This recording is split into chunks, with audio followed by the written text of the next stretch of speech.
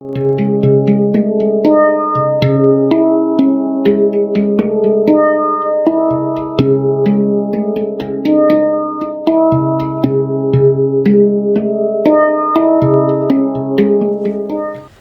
दर्शकों, नमस्कार। एक बार फिर से उपस्थित हूँ आप सबके सामने मंगलवार के बाद बुधवार के कार्यक्रम में।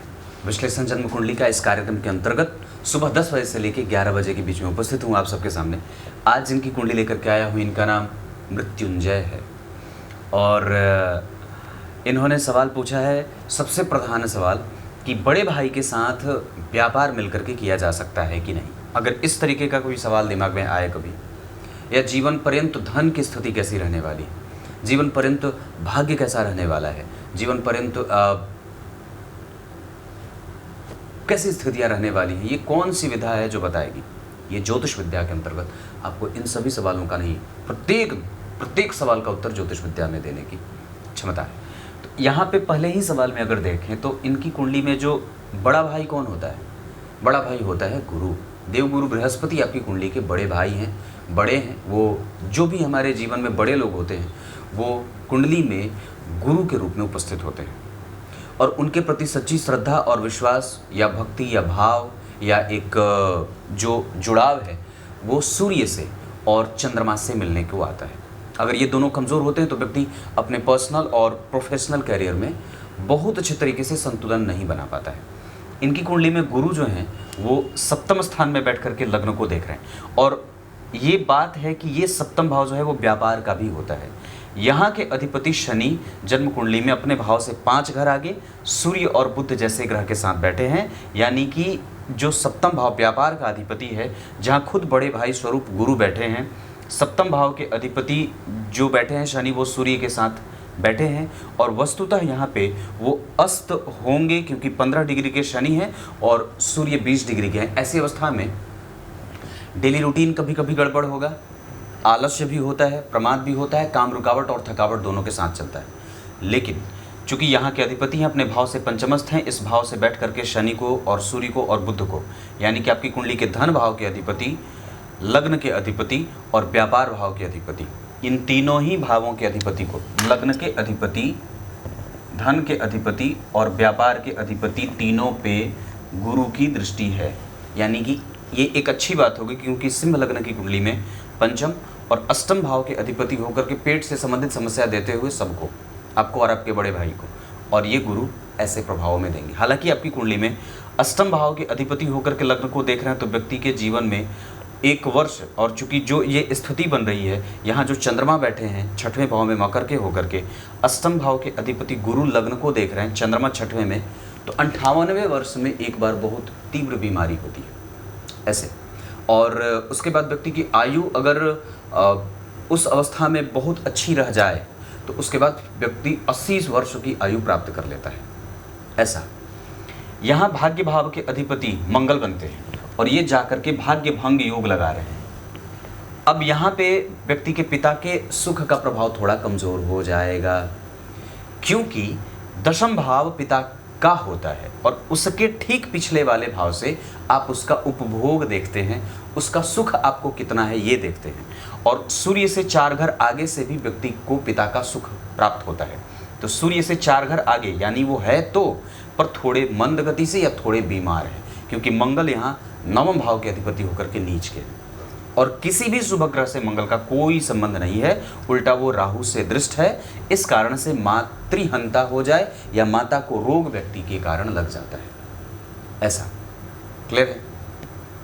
आपकी कुंडली में मैं यहाँ रोक करके इस कुंडली की 5 सबसे अच्छी बातों में से, यहाँ सूर्य उच्च के हो रहे हैं धन भाव के अधिपति होकर के, और यहाँ सूर्य लग्न में, इस लग्न के लिए दशम भाव के अधिपति होकर के धन भाव से संबंध, व्यक्ति कर्म क्षेत्र से आजीवन धन कमाता रहेगा और बहुत ही मजबूती को प्राप्त करता रहेगा क्योंकि यहाँ पे केतु उसके लाभ में हमेशा ही धर्म, उसके जीवन में हमेशा ही अध्यात्म, उसके जीवन में हमेशा ही दान, उसके जीवन में हमेशा ही पूजा पाठ और सामग्रियाँ एकत्रित रहती है। मतलब वो सबके समावेश के साथ ही आगे बढ़ता है। समझ में आ रही होंगी चीज़ें? तो ये इस कुंडली में धन की समस्या नहीं होगी क्योंकि धन भाव के अधिपति अगर आपकी कुंडली में लाभ भाव में बैठे हैं तो ये महाधनी योग होगा। और चतुर्थ भाव के अधिपति मंगल अगर नीच के नहीं होते तो व्यक्ति के जीवन में चल अचल संपत्ति खड़ा करने में और मानसिक जो एक दक्षता होती है उसको प्राप्त करने में व्यक्ति को कभी तकलीफ का सामना नहीं करना पड़ता। यहाँ व्यक्ति की कुंडली में अगर चंद्रमा कमज़ोर होंगे, जैसे कि यहाँ पे छठवें भाव में हैं और मकर राशि के बैठे हैं, और निश्चित रूप से नवमांश कुंडली में भी जो स्थिति उनकी बन रही है उसके आधार पर वो मीन के बैठे। अब ज़रा विचार करिए तो यहाँ चंद्रमा मीन राशि के, जिसके अधिपति गुरु तृतीय एकादशवें में लाभ तो देंगे, परंतु यहाँ से बैठ करके गुरु और चंद्रमा की दृष्टि यहाँ आएगी और मंगल उच्च के बुध के साथ यहाँ पे व्यक्ति का दाम्पत्य अच्छा होगा। गुरु और चंद्रमा यहाँ पे व्यक्ति का कम्युनिकेशन बहुत बेहतर करेंगे और पति और पत्नी के बीच का संवाद बड़ा अच्छा होता है। पति और पत्नी के बीच का संवाद बड़ा अच्छा होता है और वहाँ पे व्यक्ति की पत्नी की आयु उससे कई बार ज़्यादा भी हो जाती है, ऐसा भी है। यहाँ पे धन भाव की स्थिति अच्छी है, यहाँ पे धन भाव की स्थिति अच्छी है क्योंकि सूर्य उच्च के बैठे हैं, गुरु का प्रभाव पराक्रम भाव पे और चंद्रमा शुभग्रह होकर के शुभग्रह की राशि में। ये बहुत अच्छी बात होगी यहाँ के लिए भी, यहाँ के लिए भी, यहाँ के लिए भी। और यहाँ व्यक्ति की कुंडली में जो नवांश कुंडली बन रही है, जैसे नवांश कुंडली में कर्क लग्न की कुंडली बनती है और छठवें भाव के अधिपति होकर के वृषभ राशि में बैठे हैं, थोड़े बहुत असंतुलन के साथ गुरु प्रभाव देंगे, हो सकता है थोड़े विलंब से दे। अगर वो अपना परिणाम संपूर्ण ना देते हों तो आपको एकादशी का व्रत आरंभ करना चाहिए और बड़े भाई के साथ जुड़ करके अवश्य ही आपको व्यापार कर लेना चाहिए। इसमें कोई गड़बड़ वाली बात नहीं है। शनि अस्त है, इस वजह से कंटिन्यूअस उसी चीज़ पे टिक करके रहिएगा, नहीं तो कई बार आप उस बात पे या फिर उस व्यवहार पे टिक नहीं पाते हैं, तो ये गड़बड़ी पैदा होती है। संतुलन बनाने का अर्थ मेरा ये है कि आप जल्दी से किसी भी बात से घबराइएगा मत। वैसे आपके पास गांभीर्य बड़ी उच्चतम दर्जे की है क्योंकि लग्न को ही गुरु देख रहे हैं, तो व्यक्ति का आसन बड़ा जो है वो मजबूत है। एक बड़े दिव्य संत हुए,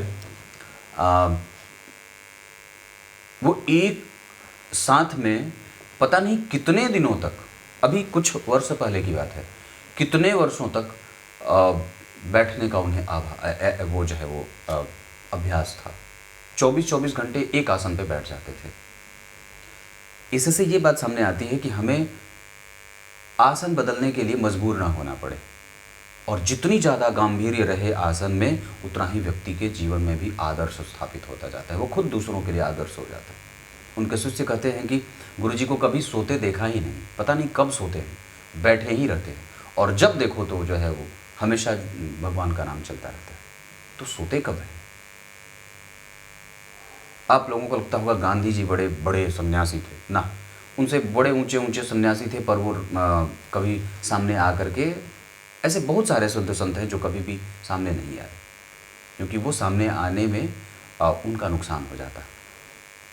ये इस कारण से आपकी कुंडली का पंचांग दक्षिणायन आषाढ़ माह, आत्मबल की कमजोरी ना हो और धन आने में थोड़ी बहुत मशक्कत होती है पर वो समस्या नहीं बने और दिमाग में बहुत सारी चीज़ें चलती रहती हैं।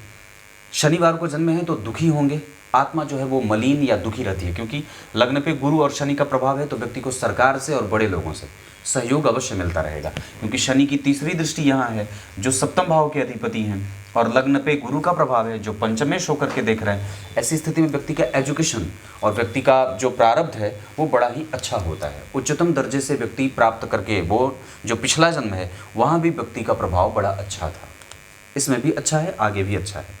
कृष्ण पक्ष के द्वितीया तिथि के कारण चंद्रमा शुभग्रह होंगे, क्षीण नहीं है, तो क्षीण चंद्रमा अगर होते तो ये चंद्रमा की जो स्थिति थी ये और भी ज़्यादा खराब हो जाती, पर ऐसा नहीं है। ये चंद्रमा आपको साहसी, मोरालिटी, ज्ञानी, परिस्थितियों से सामना कैसे करना है और चीज़ों के लिए कैसे लड़ करके अपने आप को उपस्थित करना है, ये चीज़ें यहाँ से चंद्रमा दे देंगे।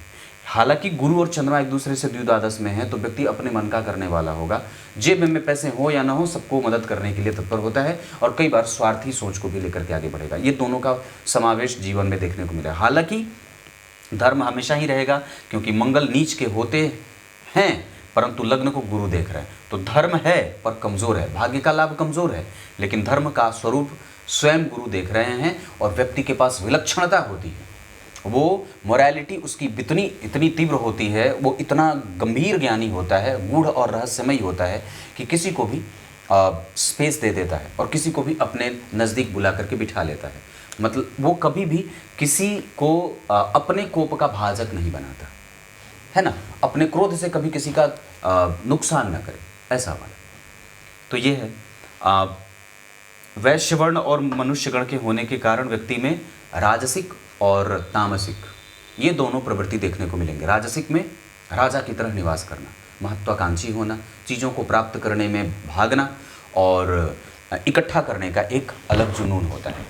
और तामसिक में तमस तत्व की प्रधानता अधिक होती है। तामसिक क्रोध, उन्माद, गिला शिकवा वगैरह भी ये सब चीज़ें होती हैं। तो ये तामसिक तत्व है। इन दोनों ही तत्वों में से जितनी ही आपकी क्वालिटी अगर घटती जाएगी, जैसे ये अगर दूसरों के गिले शिकवे में ना जाएं, किसी दूसरे तीसरे व्यक्ति की बात ही ना करें जब दो लोग उपस्थित हों तो ऐसा, और बहुत ज़्यादा चीज़ों को पकड़ के ना रहें, प्रवृत्ति से हट करके निवृत्ति की तरफ जाएं, मतलब चीज़ों से छूट करके अपने आप को मुक्त करने की तरफ जाएंगे, तो ऐसे में सात्विक तत्व की वृद्धि होती जाएगी। और सात्विक तत्व की वृद्धि होने से व्यक्ति किसी भी चीज़ में उलझता नहीं है, वो धीरे धीरे जीवन मुक्त होता जाता है। जीने की इच्छा अगर बहुत अधिक है तो सेवा के लिए, अन्यथा तो वो चीज़ें बहुत ज़्यादा काम की नहीं होती हैं। अपने लिए ही जीना तो सिंह भी होता है और सियार भी जीता है, पर वस्तुतः वो हिंसा से युक्त जीवन ना हो, इस बात का भी ध्यान रखना होगा। आप सिंह लग्न के हैं, जितने ज़्यादा शुद्ध रहेंगे, जितना ज़्यादा शांत रहेंगे, जितना ज़्यादा गांभीर्य रहेगा, जितना ज़्यादा परिपक्व हो करके किसी भी चीज़ को समझेंगे और उसको नया परिपक्वता के और भी परिसीमा को पार करने की स्थिति में जाएंगे, जितना ज़्यादा हो सके चिंतन करेंगे, शब्दों में, विषयों में, इन सब चीज़ों में आपकी गंभीरता देखी जाने लगेगी। जितना ज़्यादा नैतिकीय तत्वों से युक्त रहेंगे, क्योंकि आपकी कुंडली में गुरु ने सूर्य को देखा है, गुरु ने सूर्य को देखा और ये लग्न को भी देखे, इसका अर्थ होगा कि व्यक्ति के जीवन में धर्म और शास्त्र, वेद और पुराण, उपनिषद आदि समाहित होने चाहिए उसके प्रत्येक कर्मों में, क्योंकि साक्षात धर्म का धुरंधर गति ग्रह लग्न को देख रहा है। और सूर्य को देख लेने से और भी ज़्यादा व्यक्ति में चैरिटेबल एक जो होते हैं क्वालिटी आ जाती है। वो चैरिटी करता है, दान करता है, पुण्य करता है, धर्म ग्रंथों का अध्ययन करता है, इन सब चीज़ों पे। और जितना ज़्यादा व्यक्ति हो सके किसी से चिरौरी ना करे, किसी की पीठ पीछे बुराई ना करे, किसी से प्रभावित होकर के कोई निर्णय ना ले, जो सत्य है वही सत्य है, इस सिद्धांत का पालन करता रहे, तो निश्चित रूप से मंगल की दशा, निश्चित रूप से गुरु की दशा और निश्चित रूप से सूर्य की दशा अच्छी जाएगी। वैसे आपकी कुंडली में चंद्रमा की दशा भी सामान्यतः ठीक जाएगी, क्योंकि इस कुंडली में सिंह लग्न की कुंडली के लिए मारक होते हैं, पर वो अगर जन्म कुंडली में किसी पापक ग्रह से दृष्ट होते तो और भी ज़्यादा कष्ट हो जाता। मंगल की उच्च दृष्टि प्राप्त कर रहे हैं, जहाँ शनि बैठे, चंद्रमा बैठे हैं, इस भाव का अधिपति इस कुंडली को दारिद्र दोष लगा रहा है।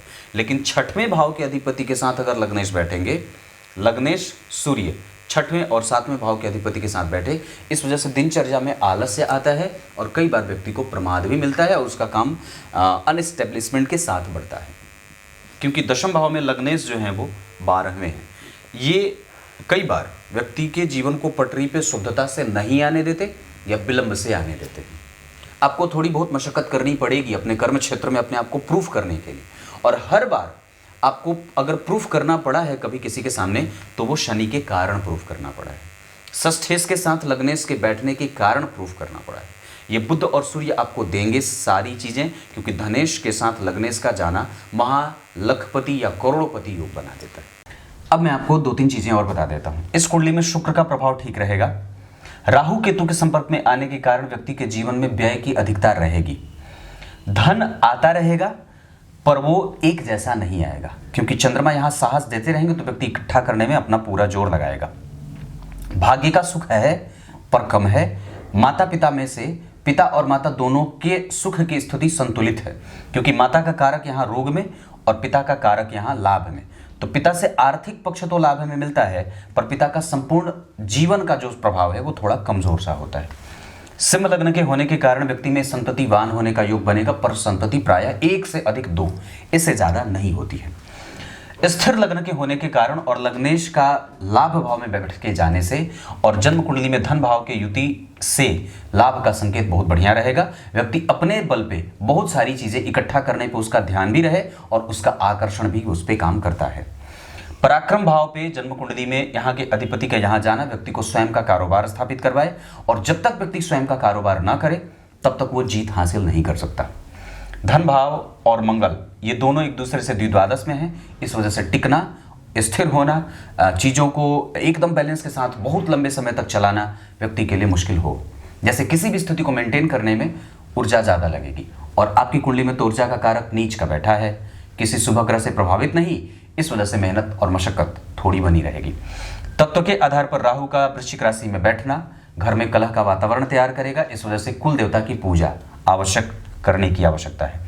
शुक्र आपकी कुंडली में ठीक है, सूर्य और चंद्रमा और मंगल और बुध गुरु और इन सभी में सूर्य 11वें भाव में अति विशिष्ट कारक, शुक्र अपनी राशि के, मंगल नीच के, जिनका नीच भंग क्रमशः कमजोर से हो रहा है, क्योंकि चंद्रमा 6वें भाव में बैठ करके व्यक्ति को साहस देने का काम तो करेंगे, लेकिन यहाँ पे जिस ग्रह की उच्च राशि बनी है कम से कम वो मंगल उन्होंने देख रहा है, तो ठीक ठाक है।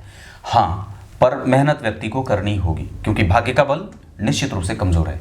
भाग्येश बहुत ज़्यादा अच्छी राशि में नहीं बैठे हैं, पर भाग्य के कारक बहुत ज़्यादा अच्छी राशि में नहीं बैठे हैं, पर हाँ यहाँ पे एक बहुत बढ़िया लाभ ये रहेगा कि दाम्पत्य व्यक्ति का खराब नहीं होता है, ठीक होता है। दाम्पत्य के मामले में कुंडली कमजोर नहीं है, क्योंकि यहाँ पे भी उच्च के मंगल बुध के साथ बैठे हैं, जो इस कुंडली के 12वें के अधिपति हैं। कई बार एडमिट ना करे, बताया नहीं, बोले नहीं, लेकिन सफल हो जाता है। आपकी कुंडली में बल वगैरह के आधार पर विंशोपक बल में चंद्रमा के बाद ना, चंद्रमा नहीं, शुक्र के पास सबसे ज़्यादा बल होगा, क्योंकि जो स्थिति उन्होंने बना करके अपनी स्थिति बनाई है वो ठीक है। सूर्य बुध और गुरु की जो स्थिति है आपकी कुंडली में, उसमें से गुरु का प्रभाव ठीक है, सूर्य का प्रभाव भी ठीक है, बुध का प्रभाव थोड़ा कमजोर होगा। ये दोनों स्थिति में मतलब गुरु और सूर्य की दशाएं आपके जीवन में फेवरेबल रहेंगी, बुध थोड़े से कमजोर रहेंगे, जिसके कारण व्यक्ति की वाणी, जिसके कारण व्यक्ति के अंदर थोड़े से सत्य और असत्य का मिश्रण दोनों देखा जाता है। होरा कुंडली के आधार पर जो बात बनेगी उसके आधार पे शुक्र मंगल राहु केतु और बुध, शुक्र मंगल राहु केतु और बुध ये दशाएं आपके लिए जो जीवन में रहेंगी वो थोड़ी बहुत मेहनत कराने के बाद आपको धन देगी। बाकी इनके अतिरिक्त जितने भी ग्रह बनेंगे, शनि हो, सूर्य हो, चंद्रमा हो, गुरु हो, ये सब आपकी कुंडली में धनदायक, लाभदायक, शांति प्रदायक और श्रेष्ठता जीवन में व्यक्ति शामिल करता रहता है। और एक बात और भी बता दूं, संतति का सुख आपकी कुंडली में अच्छा है। आपकी कुंडली में उनके पास रहने के योग थोड़े कम होंगे। आपकी कुंडली के आधार पर उनसे प्रेम हमेशा मिलता रहेगा। आपकी कुंडली के आधार पर आपके वाहन का सुख बहुत अच्छा है और बहुत बढ़िया वाला है। माता और पिता में से पिता के साथ आपके संबंध धन के मामले में बहुत अच्छे रहेंगे। माता और पिता में से माता का संबंध आपके जीवन में प्रेम के मामले में और स्वास्थ्य के मामले में, आयु के मामले में थोड़ी सी कमजोरी देखी जा रही है। दोनों ही चीज़ें मैं सामान्य कर सकता हूँ, ये बात इतनी है। आपकी कुंडली में भवन भूमि वाहन का सुख देर से, और यहाँ पे शुक्र का प्रभाव अगर नहीं होता, यहाँ से केंद्र में गुरु अगर नहीं होते तो ये भाव और भी ज़्यादा कमज़ोर हो जाता। दूसरे नंबर पे शनि और सूर्य का एक साथ बैठ करके गुरु से दृष्ट होना, यह आपके जीवन में सरकार, आपके जीवन में बड़े लोग, आपके जीवन में अधिष्ठाता जो लोग होते हैं, जो आपको बनाने में जिनका सहयोग रहा है, वो हमेशा ही आपके ऊपर आशीर्वाद बनाते रखेंगे। ये बात इतनी सी है। आपकी कुंडली में जो अंक होगा वो 3 अच्छा रहेगा। इस कुंडली के लिए नक्षत्र जो होंगे वो अच्छे होंगे। मैं बताऊं, अगर पुनर्वसु, उत्तराषाढ़ा, मृगशिरा, रोहिणी, रेवती, आर्द्रा और पुष्य। दिन इस कुंडली के लिए रविवार और गुरुवार का बहुत अच्छा रहेगा। दिशा इस कुंडली के लिए पूर्व बहुत अच्छी रहेगी। धन कमाने के लिए आप उत्तर दिशा में भी जा सकते हैं।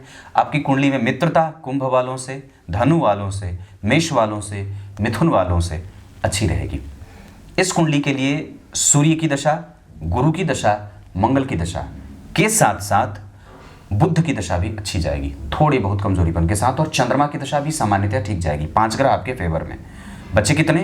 राहु आपकी कुंडली के लिए जिस स्थिति में बैठे हैं उसके आधार पर वो मानसिक चिंता, भय और व्याप्त करते हैं समस्या भविष्य में आने वाली। अभी आपकी कुंडली में शनि की दशा, राहु खत्म हो गए, जो झेलना था। हालांकि वस्तुतः इस कुंडली में राहु ने ही व्यक्ति को मार्ग दिया है, नुकसान तो कराया था पर मार्ग उसने दिया, जिसमें आकर के आप गुरु में अपने आप को स्टैब्लिश किए। और फिर आ रहे हैं शनि, जहां पे व्यक्ति का व्यापार थोड़ी बहुत कमजोरी के साथ आगे बढ़ता रहेगा। लाजवर्त आपको 2026 में धारण करना होगा। इसके साथ साथ बजरंगबली की पूजा प्रत्येक महीने में एक बार बहुत अच्छे से धूमधाम से करिए। कीर्तन वगैरह भी अगर हो जाए 2-3 महीने पे तो बहुत अच्छा रहे। राम नाम का जप सबसे बड़ा समाधान समाधान, एकादशी का व्रत सबसे बड़ा समाधान। और कम से कम इस कुंडली के हिसाब से आर्थिक पक्ष को मजबूत करने के लिए सूर्य को अर्घ, आदित्य हृदय स्तोत्र का पाठ और राम रक्षा स्तोत्र का पाठ, साथ ही साथ गजेंद्र मोक्ष स्तोत्र का वगैरह अगर हो जाए तो आनंद आ जाए। चतुर्थी का व्रत भी आप उठा सकते हैं। इसके साथ साथ आपकी कुंडली के आधार पे रविवार को नमक नहीं खाना चाहिए।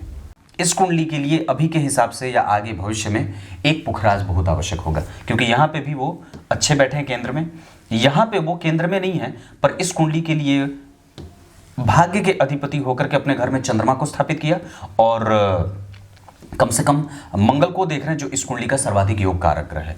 यहाँ के लिए भी वो महत्वपूर्ण होते हैं, तो गुरु का रत्न आपकी कुंडली के लिए बहुत अच्छा रहेगा। पत्नी का स्वास्थ्य आपकी कुंडली में पेट संबंधी समस्या को हमेशा रख करके रखने वाला, और हालांकि वो अगर कुछ ठीक हो तो मैं समझता हूँ कि अगर वो ठीक होगा तो 26 के बाद ही ठीक होगा, हालांकि वो बड़ा कमज़ोर सा ही है। इस कुंडली के आधार पर ऋण वगैरह से मुक्ति में दिक्कत होगी, और ऋण से मुक्त होने के योग आपकी कुंडली में हैं ज़रूर, पर 24 के बाद हैं। अभी 2 साल आपको कम से कम इस चीज़ को ढोना पड़ेगा, बल्कि ये तो कई बार चूंकि धन योग आपकी कुंडली में लगा है, इस वजह से मैं हाँ बोल रहा हूँ, नहीं तो ये 12वां भाव जो है और ये जो है यही आपकी कुंडली में ऋण में ले जाने वाले बने हैं। यहाँ के अधिपति 6वें भाव के एकादशवें में जाने से ऋण दोष लगा है। लग्नेश का ऋणेश के साथ बैठ जाना भी व्यक्ति को ऋण में डाल देता है, ये स्थिति होती है। तो बजरंग बली की पूजा, और अगर ऐसी स्थिति है तो आप ऋणमोचक गणेश स्तोत्र का पाठ किया करिए प्रत्येक दिन एक बार, बस इतना। ऋणमोचक गणेश स्तोत्र, कनकधारा वगैरह मैं नहीं बोलूँगा, ऋणमोचक गणेश स्तोत्र भी आप पढ़ सकते हैं। और बाकी उपाय मैं और भी भेजूं तो ये स्थिति आपकी कुंडली में रहती है। ऋण वगैरह से मुक्त होने में आपको दिक्कत लगेगी, क्योंकि 12वां भाव थोड़ा कमज़ोर जरूर है और वहाँ पे राहु मंगल का प्रभाव है, तो उन लोगों से बहस और झगड़ा वगैरह मत करिएगा, क्योंकि आप हार जाएंगे। ऐसा है, साहस आप कभी खोएंगे नहीं, पर हार जाएंगे, ये स्थिति बनती है। तब तक के लिए इजाज़त दीजिए। अब बाकी के सवाल आपके मैंने सारे पढ़ दिए हैं और समाधान ढूंढने का, बताने का प्रयास भी किया है। तब तक के लिए बहुत बहुत नमस्कार।